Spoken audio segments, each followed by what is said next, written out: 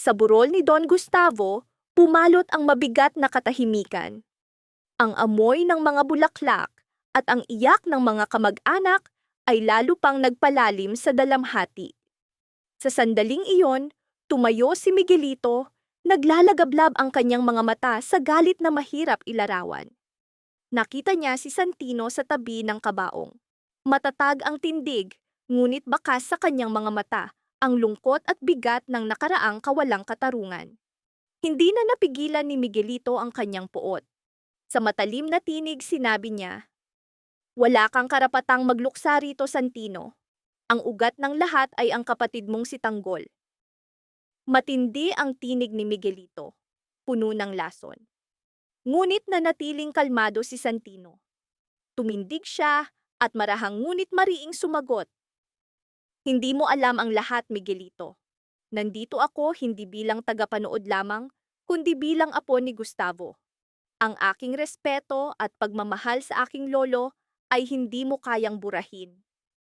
Bawat salita ay may dalang determinasyon at hangaring muling buuin ang sirang ugnayan ng pamilya. Ngunit hindi napigilan ni Miguelito ang sarili. Sinugod niya si Santino, itinulak, at mariing sinabi, "Hindi ka na bahagi ng amin. Hindi ka na gerero. Wala ka ng lugar sa aming mundo." Bawat salita ay parang palaso na tumatama sa puso ni Santino. Gayunman, hindi siya gumuho. Pinigil niya ang emosyon at tumingin kay Miguelito ng matatag, para bang sinasabi, "Kung ito ang iyong galit, ipapakita ko rin ang aking lakas at paninindigan." Samantala, sa kabilang bahagi ng silid, tahimik na pinagmamasdan ni Pungay ang binatang nagtangkang patayin si Vice Alcalde Roberto. Mabigat ang hangin sa paligid. Maingat niyang tinanong, "Bakit mo ito ginawa? Ano ang tunay na dahilan?" Nanginginig sa takot, dahan-dahang sumagot ang binata, "Ginamit lang ako. Ang mga gerero ang umupa sa akin. Sinabi nilang patayin ko ang bise-alkalde upang makuha nila ang simpatya ng tao. Hindi ko ito ginusto. Ginawa nila akong kasangkapan sa kanilang laro ng kapangyarihan." Nanatiling tahimik si Pungay, bakas sa kanyang mga mata ang hinala at pagninilay. Naunawaan niyang malalim na sugat ang iniukit ng mga gerero sa lipunan. Ngunit sa kilos ng binata, malinaw na may dala siyang pagsisisi at kahinaan. Ang katotohanan iyon ay nagbukas ng mas mabigat na tensyon, nagbabadya ng mas komplikadong ugnayan at nakatagong lihim sa hinaharap. Paulit-ulit na sinabi ng binata, nanginginig, "Hindi ko ginusto ang lahat ng ito. Ginawa lang nila akong kasangkapan sa kanilang laro ng kapangyarihan." Nanatiling tahimik si Pungay, mabigat ang kanyang mga mata sa pagninilay. Alam niyang malalim ang sugat na iniwan ng mga gerero sa kanilang komunidad. Nakita niya ang hangarin ng binata na makabawi, ngunit batid niyang hindi sapat ang pagsisisi upang paghilumin ang sugat. Bawat sagot ay tila nagbubukas ng mas malalim na sugat sa lipunan. Naramdaman ni Pungay na ang laban para sa hustisya ay hindi lamang pisikal, kundi labanan din sa puso at konsensya ng tao. Muling bumalik ang atensyon kay Santino.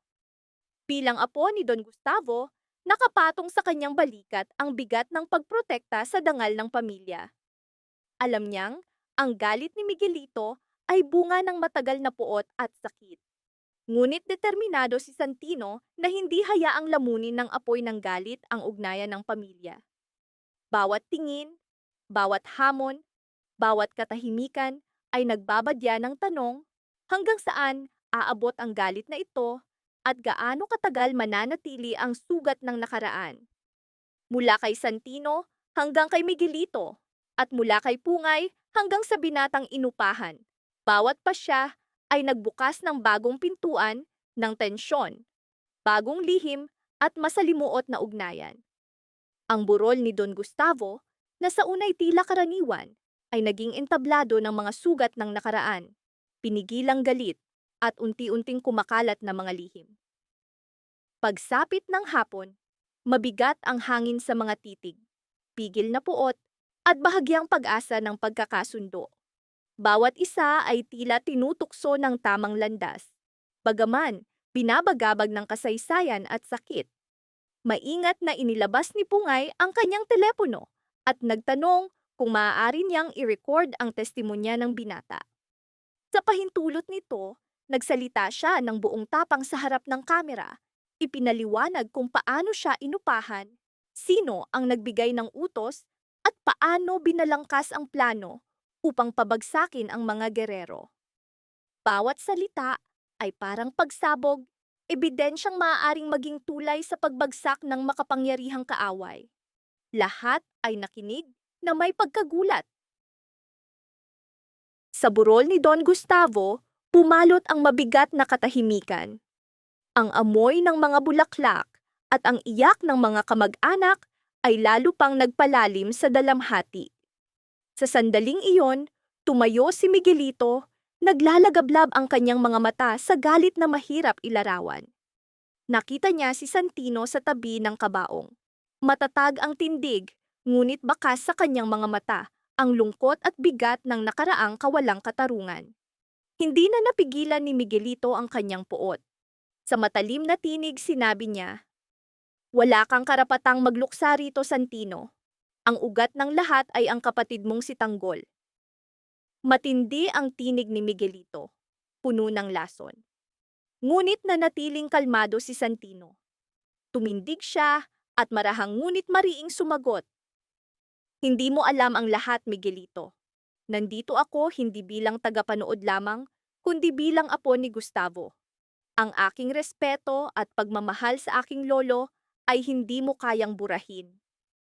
Bawat salita ay may dalang determinasyon at hangaring muling buuin ang sirang ugnayan ng pamilya. Ngunit hindi napigilan ni Miguelito ang sarili. Sinugod niya si Santino, itinulak at mariing sinabi, "Hindi ka na bahagi ng amin. Hindi ka na gerero. Wala ka ng lugar sa aming mundo." Bawat salita ay parang palaso na tumatama sa puso ni Santino. Gayunman, hindi siya gumuho. Pinigil niya ang emosyon at tumingin kay Miguelito ng matatag, para bang sinasabi, "Kung ito ang iyong galit, ipapakita ko rin ang aking lakas at paninindigan." Samantala, sa kabilang bahagi ng silid, tahimik na pinagmamasdan ni Pungay ang binatang nagtangkang patayin si Vice Alcalde Roberto. Mabigat ang hangin sa paligid. Maingat niyang tinanong, "Bakit mo ito ginawa? Ano ang tunay na dahilan?" Nanginginig sa takot, dahan-dahang sumagot ang binata, "Ginamit lang ako. Ang mga gerero ang umupa sa akin. Sinabi nilang patayin ko ang bise-alkalde upang makuha nila ang simpatya ng tao. Hindi ko ito ginusto. Ginawa nila akong kasangkapan sa kanilang laro ng kapangyarihan." Nanatiling tahimik si Pungay, bakas sa kanyang mga mata ang hinala at pagninilay. Naunawaan niyang malalim na sugat ang iniukit ng mga gerero sa lipunan. Ngunit sa kilos ng binata, malinaw na may dala siyang pagsisisi at kahinaan. Ang katotohanan iyon ay nagbukas ng mas mabigat na tensyon, nagbabadya ng mas komplikadong ugnayan at nakatagong lihim sa hinaharap. Paulit-ulit na sinabi ng binata, nanginginig, "Hindi ko ginusto ang lahat ng ito. Ginawa lang nila akong kasangkapan sa kanilang laro ng kapangyarihan." Nanatiling tahimik si Pungay, mabigat ang kanyang mga mata sa pagninilay. Alam niyang malalim ang sugat na iniwan ng mga gerero sa kanilang komunidad. Nakita niya ang hangarin ng binata na makabawi, ngunit batid niyang hindi sapat ang pagsisisi upang paghilumin ang sugat. Bawat sagot ay tila nagbubukas ng mas malalim na sugat sa lipunan. Naramdaman ni Pungay na ang laban para sa hustisya ay hindi lamang pisikal, kundi labanan din sa puso at konsensya ng tao. Muling bumalik ang atensyon kay Santino. Bilang apo ni Don Gustavo, nakapatong sa kanyang balikat ang bigat ng pagprotekta sa dangal ng pamilya. Alam niyang ang galit ni Miguelito ay bunga ng matagal na puot at sakit. Ngunit determinado si Santino na hindi hayaang lamunin ng apoy ng galit ang ugnayan ng pamilya. Bawat tingin, bawat hamon, bawat katahimikan ay nagbabadya ng tanong hanggang saan aabot ang galit na ito at gaano katagal mananatili ang sugat ng nakaraan. Mula kay Santino hanggang kay Miguelito at mula kay Pungay hanggang sa binatang inupahan. Bawat pasya ay nagbukas ng bagong pintuan ng tensyon, bagong lihim at masalimuot na ugnayan. Ang burol ni Don Gustavo, na sa unay tila karaniwan, ay naging entablado ng mga sugat ng nakaraan, pinigilang galit at unti-unting kumakalat na mga lihim. Pagsapit ng hapon, mabigat ang hangin sa mga titig, pigil na puot, at bahagyang pag-asa ng pagkakasundo. Bawat isa ay tila tinutukso ng tamang landas. Bagaman, binabagabag ng kasaysayan at sakit. Maingat na inilabas ni Pungay ang kanyang telepono at nagtanong kung maaari niyang i-record ang testimonya ng binata. Sa pahintulot nito, nagsalita siya ng buong tapang sa harap ng kamera. Ipinaliwanag kung paano siya inupahan, sino ang nagbigay ng utos, at paano binalangkas ang plano upang pabagsakin ang mga gerero. Bawat salita ay parang pagsabog, ebidensyang maaaring maging tulay sa pagbagsak ng makapangyarihang kaaway. Lahat ay nakinig na may pagkagulat. Sa sandaling iyon, napuno ang isip ni Pungay ng alaala ng kanyang ama, si Mauro, na minsang nagtiwala kay Roberto at sa huli ay ipinagkanulo. Ang alaala ay muling nagpasiklab ng apoy sa kanyang dibdib. Ang pagtataksil ng nakaraan at ang mga revelasyong kasalukuyan ay nagsanib. Lumikha ng bagong sugat, bagong galit at mas matibay na paninindigan sa kanyang puso. Sa dilim ng gabi, muling nagliyab ang alaala ng pagtataksil ng ama. Nagpasiklab ng galit na matagal ng kinimkim. Samantala, si Rocky Boy ay hindi na nakapaghintay. Sa kanyang isip, paghihiganti lamang ang landas. Bawat hakbang, bawat sandali ay planado, upang tamaan at wasakin ang kanyang mga kaaway. Sa isang tagong pugad, biglang nakaramdam si Ramon ng kakaibang presensya. Hindi siya nagkamali, ang hangin ay may dalang amoy ng panganib. Agad niyang hinugot ang baril at nagpaputok ng ilang ulit. Kumalat ang tunog ng putukan, nagdulot ng takot, at mabilis na tumugon ang mga tauhan ni Tanggol. Habang naghahanda si Ramon sa susunod na galaw, abala ang iba sa pagtakbo patungo sa pinagmulan ng kaguluhan. Ngunit si Tanggol ay mahimbing na natutulog sa loob ng silid. Pilit na pinapahinga ang sugatang katawan. Mabigat ang katahimikan, bawat hinga ay parang pasanin. Biglang nabasag ang katahimikan. Sinaksak siya ni Rocky Boy ng matalim na sandata. Nagising si Tanggol sa takot, ngunit agad napuno ng galit at determinasyon ang kanyang puso. Nakasuot ng maskara ang kalaban, kaya't hindi niya makilala. Wala ring tulong mula sa mga kaibigan sa labas. Dahan-dahan, tinimulan ni Rocky Boy ang pagpapahirap. Bawat suntok, bawat banta ay kalkulado, tila layong durugin ang kanyang diwa, sirain siya ng tuluyan. Ramdam ni Tanggol ang bawat hampas, hindi lamang sa katawan, kundi sa isip at kaluluwa. Ngunit hindi siya taong basta sumusuko. Sa loob niya ay nagngangalit ang matinding laban. Galit, takot, at hangaring lumaban.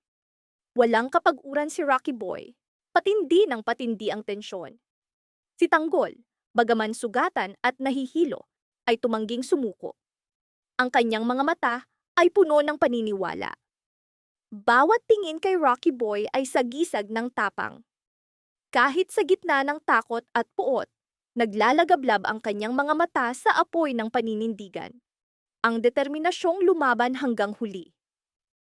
Bawat hampas ni Rocky Boy ay tila pumapatay sa pag-asa ni Tanggol.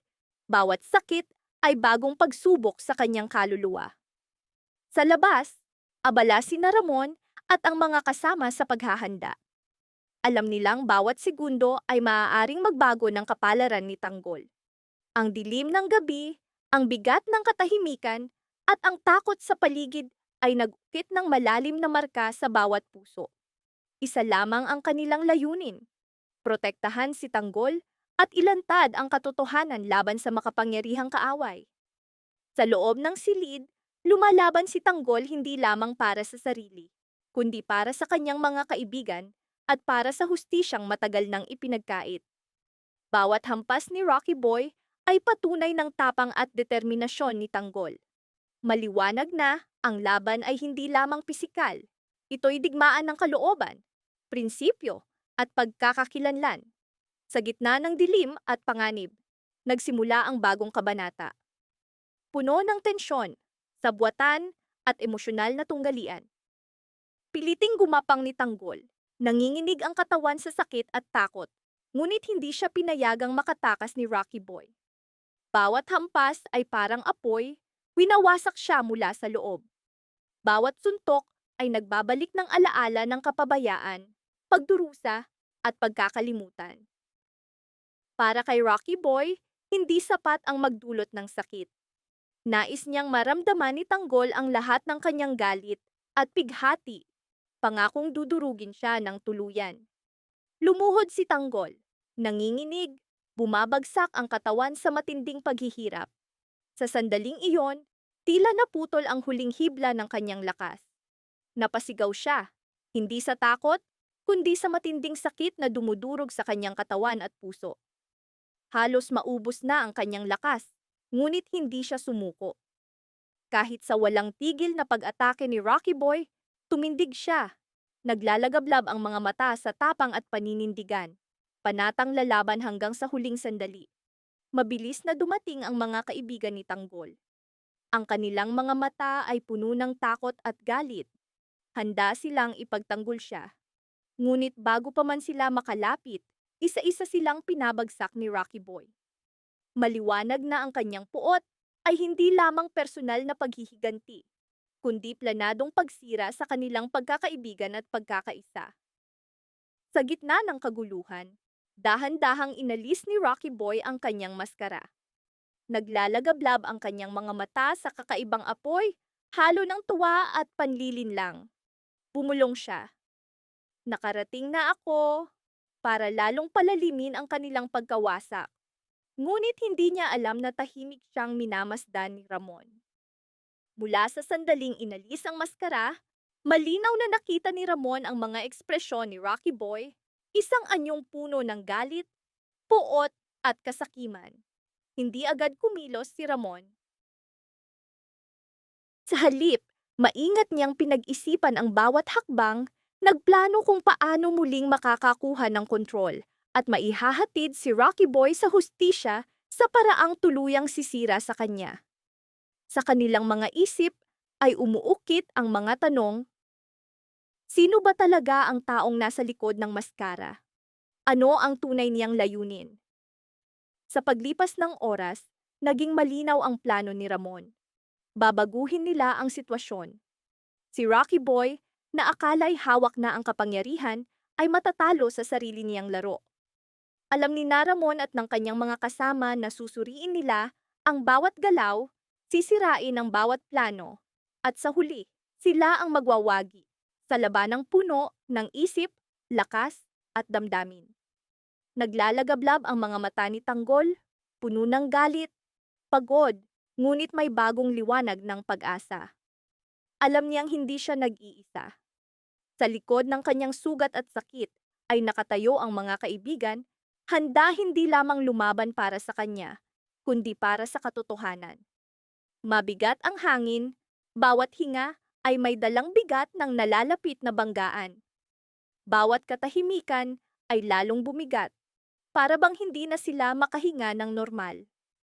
Dahan-dahan, ang mga plano ni Ramon ay ginagawang biktima si Rocky Boy ng kanilang kaalaman at paninindigan. Nang muling bumalik si Rocky Boy, dala niya ang mapanlinlang na ngiti. Hindi niya alam na lantad na ang kanyang mga lihim, at bawat galaw ay nakikita na ng hustisya. Sa mga mata ni Ramon na puno ng determinasyon at sa pagkakaisa ni Tanggol at ng kanyang mga kaibigan. Ang laban ay hindi lamang tungkol sa lakas. Isa itong tunggalian ng isip, damdamin, at prinsipyo. Bawat hakbang, bawat tingin, bawat pasya ang magtatakda kung sino ang magtatagumpay at sino ang mabibigo. Samantala, lumipat ang pansin sa buhay ni Santino. Sunod-sunod na trahedya ang yumanig sa kanyang pagkatao. Ang pagkamatay ni na Erika at Don Gustavo ay tuluyang gumiba sa kanyang puso. Ang kanilang burol ay naging mabigat na alaala, paalala ng lahat ng nawala. Sa bawat tingin niya sa kabaong, ramdam ni Santino ang paghila sa kanyang dibdib, para bang unti-unting nababasag ang kanyang pag-asa. Hindi pa siya nakakaahon sa dalamhati ng dumating si Miguelito, dala ang bagong tensyon. Sa halip na katahimikan at pagluluksa, galit at pagtanggi ang kanyang dala. Para kay Santino, si Miguelito ay hindi lamang kaaway, kundi sagisag ng pagtanggi ng pamilya.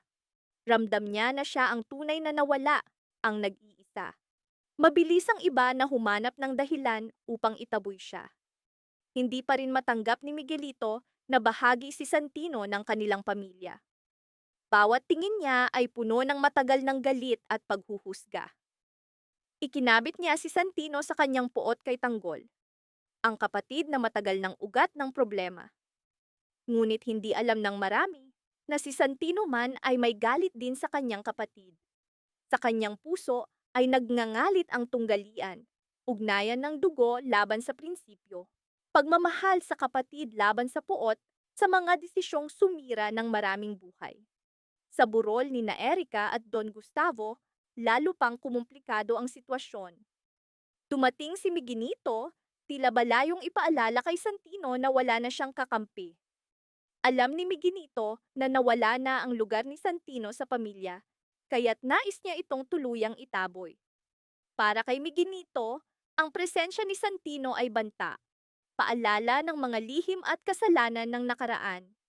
Ngunit tumangging umalis si Santino. Hindi ito dahil sa katigasan ng ulo, kundi dahil naramdaman niyang naroon ang huling bahagi ng kanyang pagkatao.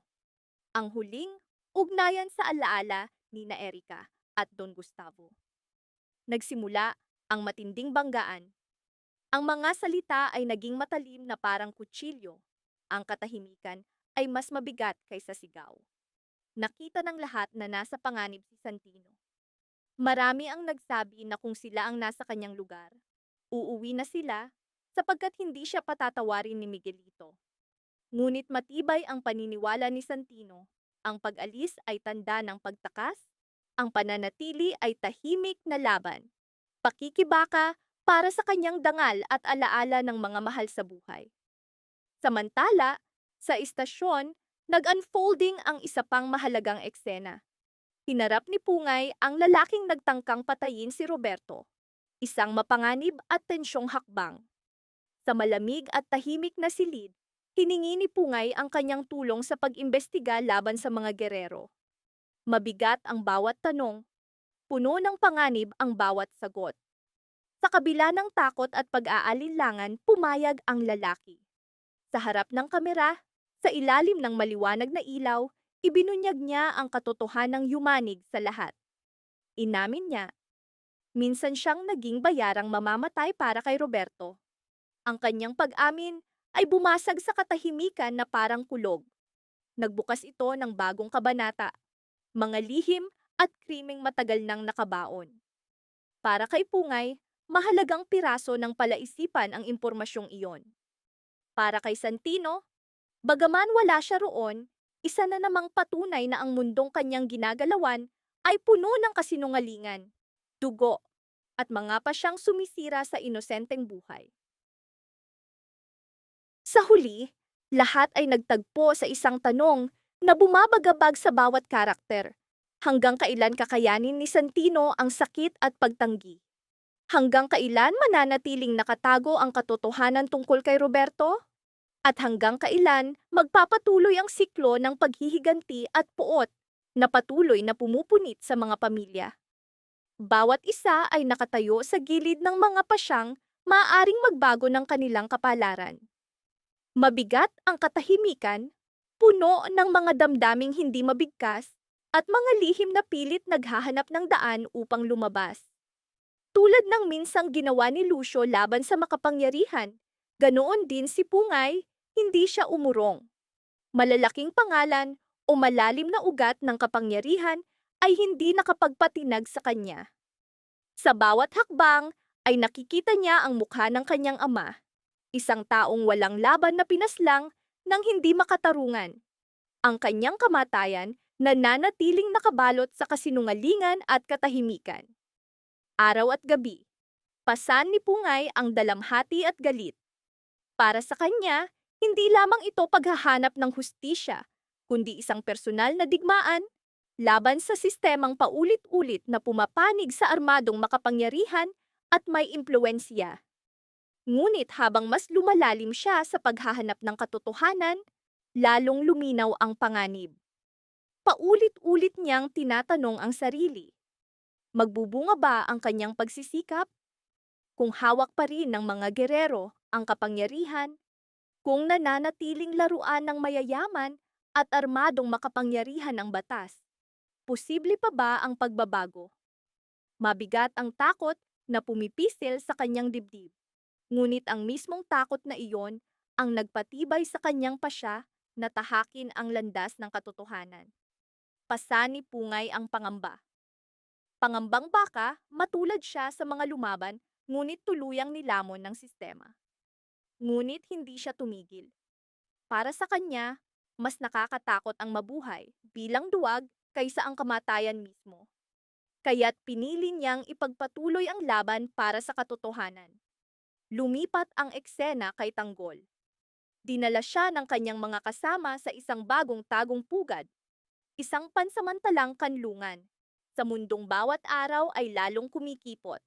Sa kanilang pagpasok, ramdam ni Tanggol ang bigat ng bawat hakbang at kumalat ang tahimik na tensyon sa grupo.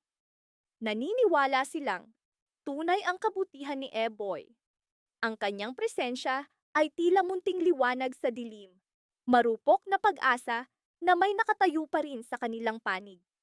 Ang paniniwalang iyon ang nagbigay sa kanila ng lakas at tapang upang ipagpatuloy ang laban kahit paliit ng paliit ang kalayaan. Ngunit biglang nagbago ang atmosfera. Habang nag-uusap sina Tanggol, Boss Ramon, at ang kanilang mga kasama, kumalat ang hindi pangkaraniwang katahimikan. Mabigat, kakaiba, para bang may nakamasid mula sa anino. Si Boss Ramon, batikan sa mga laban at pagtataksil, ay agad na nag-alerto. Nanigas ang kanyang katawan nang mapansin ang mabilis na paggalaw ng isang anino sa may pinto.